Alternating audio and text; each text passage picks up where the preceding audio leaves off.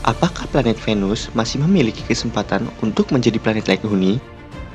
Apakah mungkin iklim ekstrim planet tersebut dapat diubah dengan tangan manusia di masa mendatang? Singkatnya, bisa saja Venus menjadi planet layak huni di masa depan. Tapi, untuk bisa dihuni oleh manusia tentunya tidak akan mudah, sangat tidak mudah. Diperlukan perubahan yang sangat besar agar Venus bisa dihuni oleh manusia. Dan untuk mencapai semua itu, perkembangan teknologi di bumi harus sangat sudah maju. Dari bumi, Venus selalu tampak cemerlang di langit saat fajar ataupun saat matahari terbenam. Venus merupakan planet terdekat dari bumi, seperti halnya Mars, si planet merah yang menjadi incaran untuk kolonisasi. Pertanyaan yang serupa juga hadir untuk Venus. Mungkinkah manusia pindah ke Venus? Venus seringkali disebut juga saudara kembar bumi.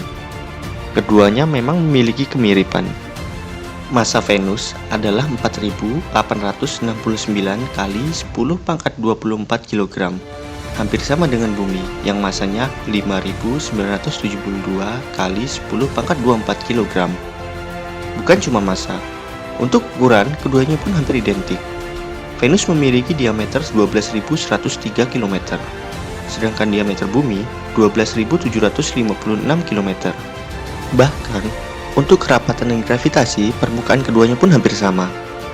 Si bintang Kejora juga diketahui memiliki atmosfer tebal mirip bumi dan terbentuk dari materi yang serupa di waktu bersamaan dengan bumi. Karena itu, kita mengenal keduanya sebagai bagian dari planet kebumian yang komposisi utamanya adalah batuan. Tapi, jangan sekali-kali berpikir untuk bisa tinggal di Venus untuk saat ini. Meskipun Venus merupakan kandidat yang menjanjikan sebagai hunian baru untuk penduduk bumi, tapi Venus bukanlah bumi. Venus adalah planet neraka. Planet yang satu ini luar biasa panas. Temperatur permukaannya adalah 462 derajat Celcius.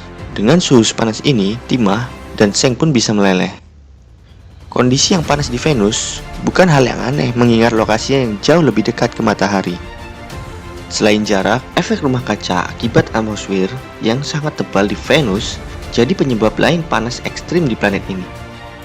Atmosfernya yang tebal didominasi oleh karbon dioksida dengan tekanan di permukaan 92 bar, mirip tekanan di kedalaman 1 km di bawah permukaan laut. Selain karbon dioksida, atmosfer Venus juga mengandung nitrogen dan awan yang mengandung asam sulfat yang sangat korosif. Atmosfer yang didominasi karbon dioksida tentunya beracun bagi kehidupan yang kita kenal di bumi. Planet ini tidak memiliki oksigen dan hanya ada sangat sedikit air. Tak hanya itu, satu hari di Venus sangat lama. Venus berotasi sangat lambat. Ia membutuhkan 243 hari di bumi untuk menyelesaikan satu putarannya. Bahkan, sebelum satu hari di Venus, 1 tahun sudah berlalu. Karena Venus mengitari matahari selama 224,7 hari di bumi. Jelas, Venus sama sekali tidak layak huni untuk kehidupan yang kita kenal di bumi. Planet ini tidak akan bisa menjadi planet layak huni dari proses alami. Tapi, planet Venus masih menjadi salah satu kandidat sebagai planet yang bisa mendukung kehidupan seperti di bumi suatu hari kelak. Agar planet Venus bisa mendukung kehidupan di bumi, perlu dilakukan rekayasa planet atau terraforming. Tujuannya mentransformasi atau mengubah sebuah planet agar mirip bumi dan bisa mendukung kehidupan yang kita kenal di bumi. Dalam hal ini, rekayasa yang diperlukan tidaklah banyak, tapi jelas tidak mudah. Ada beberapa perubahan penting yang harus dilakukan atau Venus tidak akan pernah jadi tempat tujuan. 1. Mendinginkan Venus dari 460 derajat Celcius jadi 14 derajat Celcius sampai 16 derajat Celcius. Kedua, menurunkan tekanan atmosfer menjadi 1 bar, meniadakan akses karbon dioksida dan senyawa beracun lainnya dari atmosfer. 3. Menyediakan air.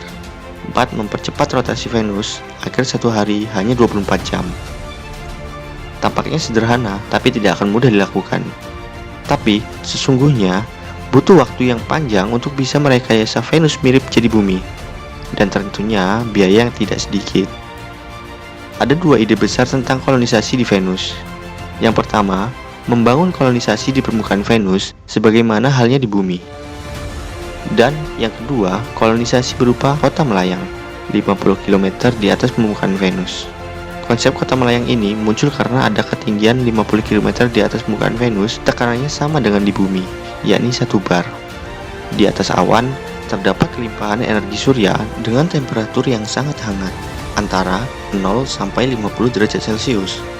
Atmosfer juga mengandung unsur utama bagi kehidupan, seperti karbon, hidrogen, oksigen, nitrogen, dan belerang. Gravitasi juga memungkinkan manusia untuk bertahan. Temperatur Venus saat ini sangatlah ekstrim. Untuk mendinginkan Venus, ada beberapa konsep yang diajukan oleh beberapa ilmuwan yang memang tertarik untuk rekayasa Venus. Di antaranya adalah konsep layar surya. Konsep ini menggunakan layar yang memiliki sifat cermin untuk mereduksi radiasi yang diterima permukaan Venus. Layar surya juga akan bertugas untuk memantulkan cahaya matahari dari Venus sehingga proses pendinginan bisa berlangsung. Selain itu, juga dapat menghalangi angin matahari. Layar surya juga bisa berfungsi sebagai pembangkit listrik tenaga surya bagi Venus. Layar penghalang matahari ini bisa juga dari bahan layar surya yang biasa digunakan pada wahana luar angkasa, tipis dan bisa memantulkan cahaya.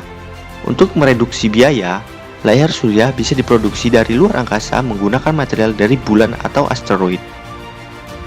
Alternatif lain yang dikemukakan untuk mengalihkan cahaya matahari adalah menggunakan serangkaian wahana antariksa kecil yang ditempatkan di sekitar Venus.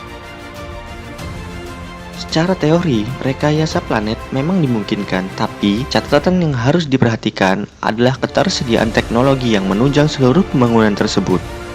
Untuk mencapai titik di mana kita mulai rekayasa planet, akan ada waktu yang sangat panjang untuk pengembangan dan pengujian teknologi. Setelah teknologi siap, pelaksanaan pun akan menghabiskan waktu yang sangat panjang dalam rentang puluhan sampai ratusan tahun. Tidak ada yang instan. Untuk mewujudkan mimpi atau mungkin cita-cita hijrah ke Venus, butuh dana yang tidak sedikit dalam rentang waktu yang sangat panjang. Pertanyaannya, apakah seluruh negara memiliki visi yang sama dan siap memberikan dana yang luar biasa besar dalam waktu yang sangat panjang? Ataukah ini hanya akan menjadi proyek beberapa negara? Venus memang bisa menjadi rumah kedua bagi penduduk bumi, sekaligus batu loncatan untuk kolonisasi di planet lain atau satelit yang ada di tata surya. Apalagi jika matahari suatu saat nanti bisa menjadi raksasa merah dan melahap Venus ataupun bumi. Pada saat itu, penghuni bumi jelas membutuhkan rumah baru. Bahkan Mars tidak akan layak huni kala matahari jadi raksasa merah. Titan, satelit dari Saturnus, akan menjadi target berikutnya untuk dihuni. Jangan lupa like dan subscribe agar kalian tidak ketinggalan video menarik lainnya tentang planet Titan.